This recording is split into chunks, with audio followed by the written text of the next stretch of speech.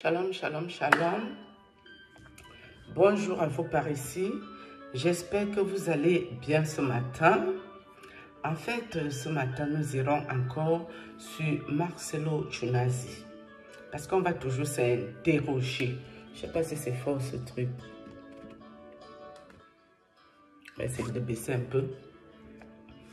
Donc, du coup, nous irons encore sur Marcelo Chunasi. Ok?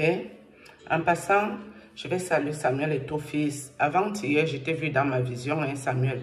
Ne crois pas que je ne t'ai pas vu. Hein. Ce n'est pas parce que je n'ai pas parlé de ça ici que je ne t'ai pas vu. Tu me laisses tranquille. Merci pour ta compréhension. Donc, nous irons sur Marcelo Chunasi et sa clique, dont sa belle famille ici. J'ai déjà une petite question à poser à la grande sœur de Blanche Sylvie, Ya Sylvie.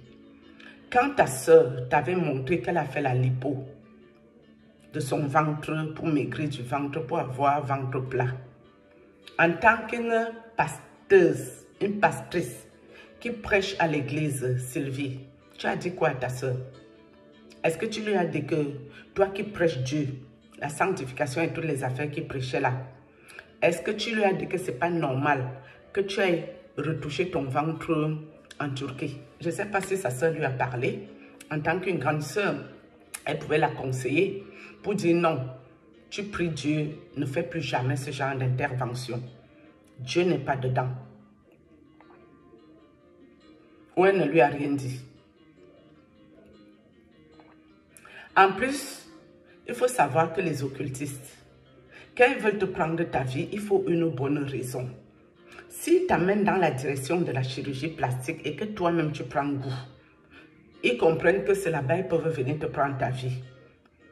Ça ne leur coûte rien de s'organiser avec les médecins de Turquie pour qu'on lui mette même une dose d'anesthésie exagérée et puis dans l'anesthésie elle s'en va. Et dans ça, vous ne pouvez rien prouver. Elle a reçu l'anesthésie pour une chirurgie, basta.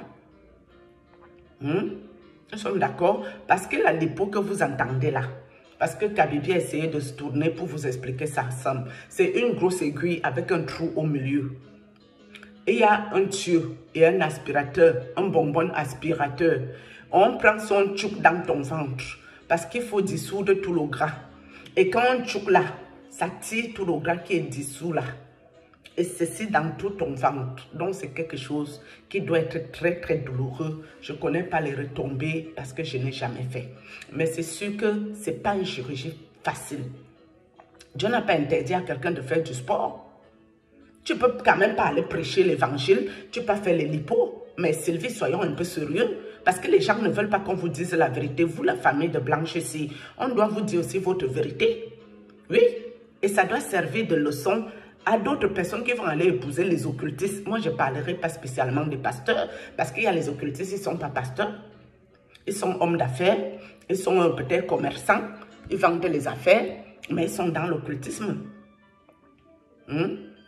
Quand notre prophète Cyrus nous dit que Marcelo était au 7e étage, Blanche était au 2e étage, lui nous explique ça dans le côté spirituel en tant qu'un ancien sataniste qui n'est pas toujours sorti du satanisme. Je l'ai déjà dit et je le réitère. De mon frère Georges Nama, Cyrus là que tu as mis sur ta page, tu es censé savoir que Cyrus n'est jamais sorti de ses affaires. Je ne veux pas parler de toi ici, hein, Georges. Je ne veux pas, moi, parler de toi. Mais ce que je t'ai vu mettre sur ta page, là, tu es censé dénoncer. Si quelqu'un vient dire ici qu'il était ancien sataniste, alors qu'il est toujours dedans, toi, tu es censé voir clair dans son affaire et tu ne vas pas aller partager ce genre de vidéos. Arrêtez la moquerie ici. Ça suffit maintenant, vos histoires-là. Hein? Donc maintenant, si toi, tu prêches Dieu et tu n'as pas fait chirurgie esthétique, est-ce que ça, c'est de Dieu? Est-ce que la famille de Blanche qui a vu la vidéo de Lipo, ils ont compris que c'est les affaires de Dieu? Il y a les Whitey ici qui ont fait ça en Turquie. Ça les a bousillé tout le ventre. On a dû les réopérer ici en urgence. Sauf que la Turquie ne s'occupait plus de la suite post-opératoire, les dégâts. Ils n'étaient plus dedans. Ils ont dit qu'elle a signé et basta. Mais c'est cette femme qui payait tous ses soins ici hein, avec son argent. Parce que ce n'était pas remboursé. Parce qu'elle allait faire ces histoires-là en Turquie. Tout son ventre était pourri. Ces histoires-là passent à la télévision. D'accord? Donc, je ne sais pas à quel moment tu prêches l'évangile et tu pas fait chirurgie. On va toujours cautionner tout parce que justice pour Blanche. Quelle justice? Ils ont dit ici qu'ils vont mettre les voix. La famille de Blanche. Ou Marcelo Tchunassi a un homme dans sa vie en tant que son époux, son mari, je ne sais pas ce qui s'appelle cette personne. Où Blanche se plaint qu'il y avait les manifestations bizarres, sorcellerie à sa maison. Et tous ces genres de voix qui sont très utiles pour son dossier. Parce que cette femme a été sacrifiée. Et les histoires de sacrifice, ce n'est pas au tribunal que vous irez régler ça. Sauf si au Congo, on porte plainte pour sorcellerie. Donc, quand le monsieur Cyril nous dit qu'elle était au 2e étage, Marcelo était au 7e, côté spirituel, ça veut dire que Marcelo était au 7e temple, Blanche était encore au 2e temple. Donc, ça veut dire que Blanche même était dans les affaires là. Mais elle était encore en dessous de son mari. Mais sauf que celui qui t'amène dedans, c'est la personne là qui te sacrifie. Ça, c'est l'occultisme, non? Ou bien, c'est quoi le problème? Donc, ça veut dire que comme elle était au 2e étage, son mari était déjà au 7e étage. Mais son mari a le droit de la sacrifier. Au calme. Vous ne nous mettez pas les voix, ceux qui parlaient de la sorcellerie de Marcelo, pour exposer ces choses, ce qui va anéantir ces forces maléfiques. Vous venez nous embêter ici, d'aller au tribunal.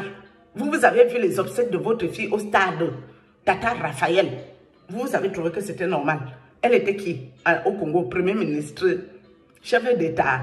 Les ministres ne décèdent pas là-bas, on les amène au stade, mes amis. Vous n'avez pas vu que les obsèques là, c'est un rituel bizarre, particulier. Et vous attendez de votre président qui vienne vous aider. Hein? Vous voulez détruire toutes leurs affaires. Vous voulez détruire leurs trucs ténébreux, leurs trucs compliqués là. Vous attendez encore qu'ils peuvent vous aider. Mais soyez un peu logique. Moi, j'étais dans l'occultisme où il y avait des groupes sur moi. Ce n'était pas que le prêtre sur moi. Ils étaient nombreux. Sauf que je ne les ai pas encore cités ici. Tous ces groupes sont là dans ma tête. Tous ces groupes qui ont décidé d'en finir avec ma vie alors que je ne leur dois rien. Ils sont allés faire l'occultisme avec ma famille. Moi, j'ai quoi y voir dedans? Tous ces groupes sont venus m'envahir avec votre prêtre congolais. Marcelo Tchunassi a contribué il n'y a pas très longtemps ici. Quand ces affaires ont commencé ici, ils ont voulu m'éteindre dans mon sommeil, ces groupes-là. D'accord? Vous avez besoin de qui? Que les pasteurs viennent vous parler, que les gens qui ont trop les vues vous parlent. Quand vous parlez des choses très, très spirituelles, vous ne voulez pas écouter. Je vous ai dit que la mort de cette femme, Marcelo Tchunassi en sait long. Les acolytes autour de Marcelo Tchunassi en savent long. La propre famille de Blanche en sait long. Que nous soyons clairs. Et celui qui va tenter de m'attaquer, Dieu va te frapper. Vous voilà prévenu. Et toi, le prêtre qui est venu te mettre ici, fais semblant que tu veux la justice pour Blanche, pour venir m'insulter, comment j'ai les grosses lèvres noires, comme une grosse dépressive. Je ne m'intéresse plus à toi, je t'ai remis à Dieu. Dieu t'a déjà frappé avec certains de tes acolytes. Vous connaissez les morts qu'il y a eu là-bas, non? Continue avec nous. Il reste toi, ta grosse tête. Je ne veux pas parler de tes affaires ici, monsieur. Je vous ai juste dit que certains occultistes couchent avec les animaux. Je parle ça comme ça. Celui qui a les oreilles comprend. Certains occultistes couchent avec leur maman qui les a mis au monde. Et je vous parle d'une histoire physique, pas femme de nuit. Pour avoir leur gloire éphémère à la con. C'est cette vérité que monsieur le diable va punir le prêtre du Cameroun. C'est lui qui a fait que vos affaires sont dans ma bouche. Et c'est dehors. Et rien ne fait. Marcelo Tchunassi, ce n'est pas un enfant de cœur. Et quand même Dieu adore, pardon mon frère, il faut nous laisser. Ne viens pas nous dire que Marcelo Tchunassi prêchait Dieu. Je ne sais pas si toi-même tu prêches d'abord Dieu. Quand même Dieu adore le prophète du Cameroun qui est en Côte d'Ivoire. Laisse-nous. Marcelo ne connaît pas Dieu quand même. Il a voulu me ôter ma vie dans mon sommeil.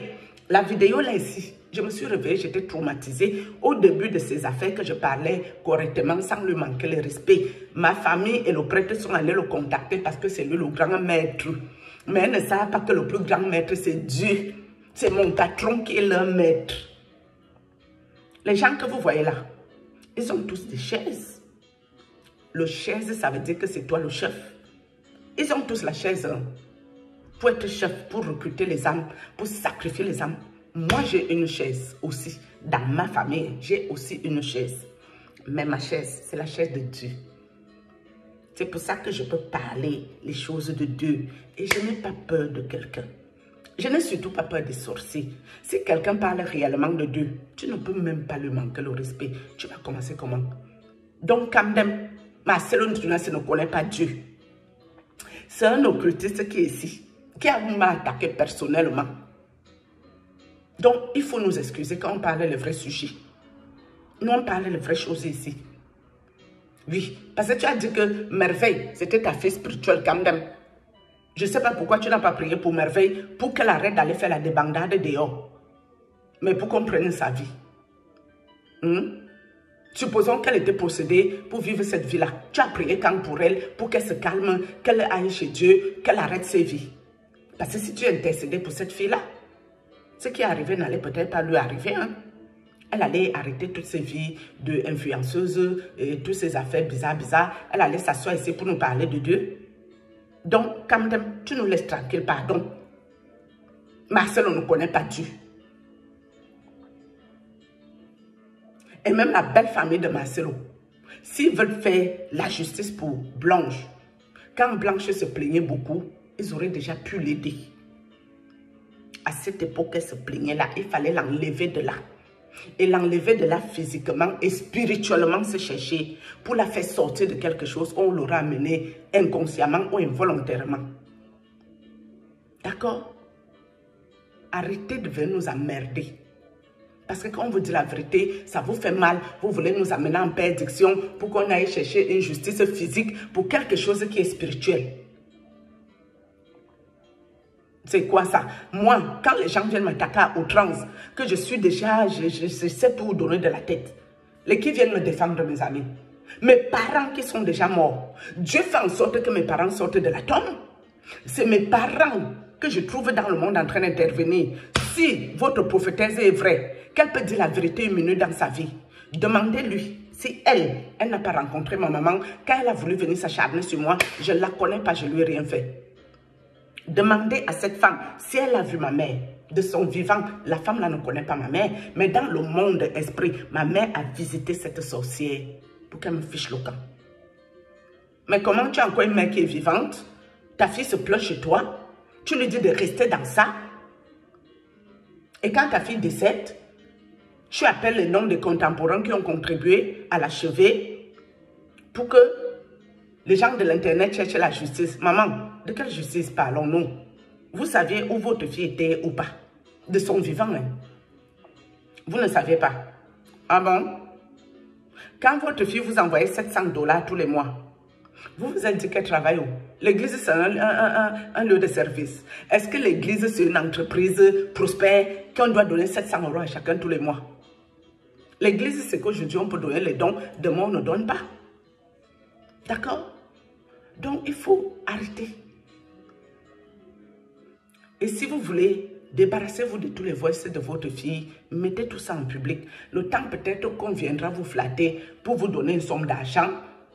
Tous les affaires de Marcelo seront déjà dehors. Si c'est vraiment ça que vous cherchez, que la justice de votre fille soit faite, cette justice doit commencer par l'église Compassion de Marcelo Tunasi. Il faut mettre ça à terre, au sol, pour plus que les âmes innocentes se retrouvent en train d'aller périr pour travailler l'argent que vous êtes en train de discuter ici. Et c'est cette vérité qui vous fait mal. Vous croyez que Dieu va me montrer les choses? Je vais venir m'asseoir ici pour vous faire plaisir. Vous êtes qui dans ma vie? C'est Dieu qui est mon Dieu, mon roi, mon boss, mon patron. Et tant qu'il me fait parler, je vais parler la vérité vraie. Parce que vous êtes tous là. Vous amenez les inconscients en perdition. Vous amenez les gens qui n'ont rien compris à leur vie spirituelle en perdition. Mais nous qui voyons clair dans le film, on va sauf que parler.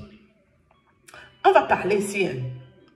Et rien ne fait. Marcel est venu pour me ôter ma vie avec ma famille et mes amis. Il n'y a pas une personne qui te ôte la vie. Ils sont comme ça sur toi en tas. Je vous ai déjà parlé les contemporains. Je vous ai déjà parlé c'est Mohamed Sanogo, non. Green de Koumana, non. Qu'on a pris au renfort sur moi, non. Les archevêques, les évêques. Je vous ai déjà parlé, les gens ici. C'est un prêtre même que je ne connais ni d'Adam ni d'Ève dans ma vraie vie. Dans la nuit là, je les ai vus. Je ne connais pas ces gens. Dieu les a frappés. Et quand vous allez encore recommencer vos affaires avec moi, oh, toi le prêtre qui vient faire semblant d'être congolais. Tu fais semblant que justice pour Blanche, alors que tu sais que c'est ton collègue qui a ôté la vie de Blanche. Donc, tout ce qui dit justice ici n'est pas avec vous. C'est le prêtre qui a commenté ici. Toi, je t'ai remis à Dieu. Tu quittes sur mon chemin et tu vas demander les comptes à tes acolytes, ma famille sorcière. Tu te débrouilles avec eux. C'est eux t'ont foutu dans la merde que tu es là. Et continue avec moi, monsieur. Si tu n'as jamais trouvé un élément destructeur sur ton chemin, la destruction de Dieu va s'abattre sur toi. Au nom de Jésus-Christ de Nazareth. Je dis bien la destruction de Dieu.